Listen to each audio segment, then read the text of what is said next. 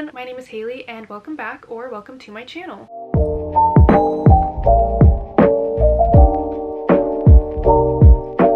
Long time no see. This has been a rough year. I think I'll maybe get into it in a different video, maybe next week, just about where I've been, what I've been doing, how I've been feeling, stuff like that. I think if you follow me on TikTok especially, you'll understand what I'm talking about, but this past year has been really tough, and so I'm trying to just start new, start fresh, and really put my focus and energy in something that I really want to do, and this is what I really want to do. So I have had way too many books on my physical TBR for way too many years, and I don't know what happened when 2025 started, but something clicked in my brain and I've just had a totally different mindset when it comes to how I want to consume media and like save / spend my money this year. And so I'm making it my goal to read the books that I've had on my TBR for the longest before 2025 is over. I have some of those books here. It could be that they've been on my TBR for a long time and I got the physical book recently, or the physical book has been in my collection for years and I still have not read it. Let's just get into the books that I need to read in 2025, or else there isn't going to be an or else because I'm going to do it. So let's just get into it. I think these are all pretty ambitious, but I have a year, so I think it should be fine. But the first book on this list is The Wheel of Time by Robert Jordan. This is a very long high fantasy series. I think there's 16 books in the series. I don't know if I'm going to read the whole thing, but my goal is to at least read the first book in the series, and I have it, so that is why it's on this list. It says, "The wheel of time turns and ages come and pass. What was, what will be, and what is may yet fall under the shadow. Let the dragon ride again on the winds of time." So honestly, I don't know much about it, but I just am so intrigued because it's so long. This first book is like 730 pages. I'm gonna be in for a long ride, but I think if I don't have this as my main book and I'm just like going back and forth, that would be okay. I guess we'll see what happens. Next I have Brave New World by Aldous Huxley. I actually have started this. I'm 6 pages in. This I think is a really important book to read now more than ever, and I have read 1984 and I feel like this is what 1984 was inspired by, and so I'm just really intrigued to read this and see the connections that I can make to our modern society, and I just want to read more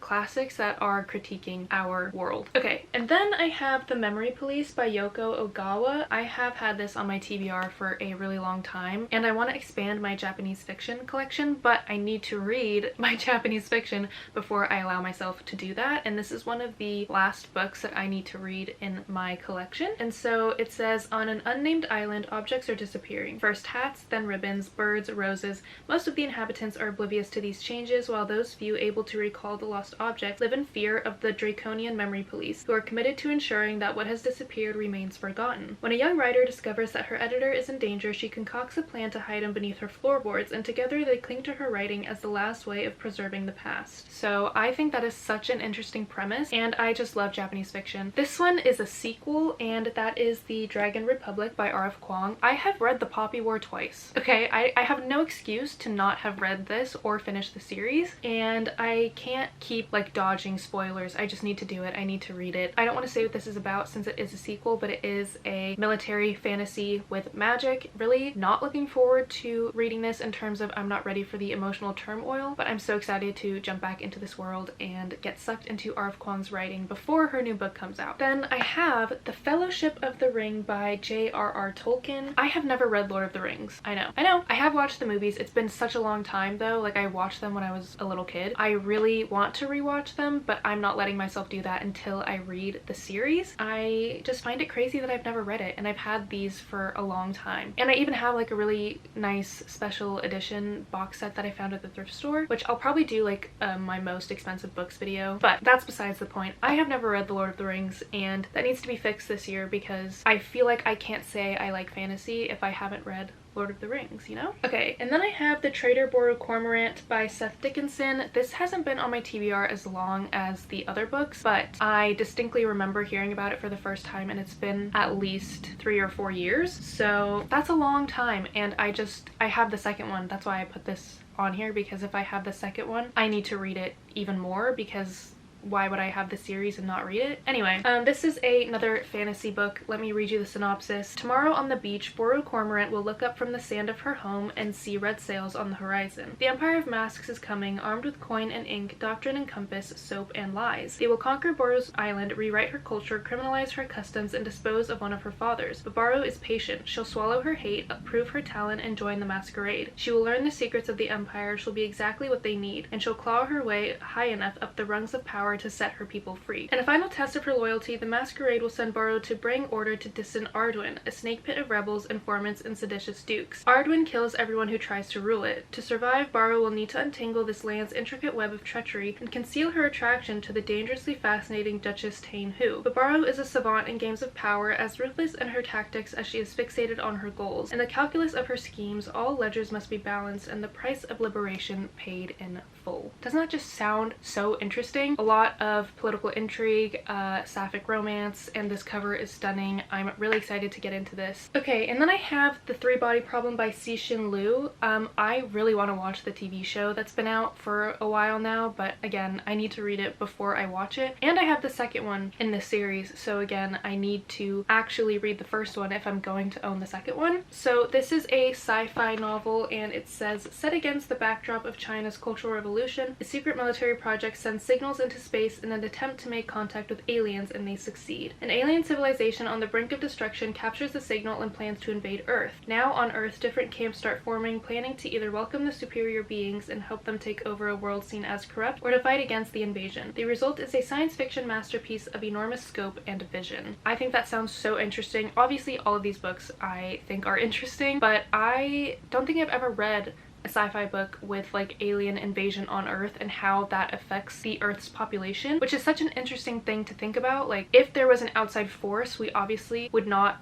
all band together and work together, because that's just not how humans are. They're too egotistical to really work together in that way. So I'm so interested to see the breakdown of the different factions and stuff like that. Last, I have Cloud Atlas by David Mitchell. There is also a movie about this, but I haven't watched it, but I will watch it once I read this. This is one of my good friends' favorite books, or one of their favorite books, and they always tell me to read it, and so I feel bad that I've never read it either. And I'm also just intrigued. This is a sci-fi book as well, and it says, a postmodern visionary who is also a master of styles and genres, David Mitchell combines flat-out adventure, a Nabokovian love of puzzles, a keen eye for character, and a taste for mind-bending philosophical and scientific speculation in the tradition of Umberto Eco and Philip K. Dick. The result is brilliantly original fiction that reveals how disparate people connect, how their fates intertwine, and how their souls drift across time like clouds across the sky. I know it didn't give you much, but it just sounds interesting.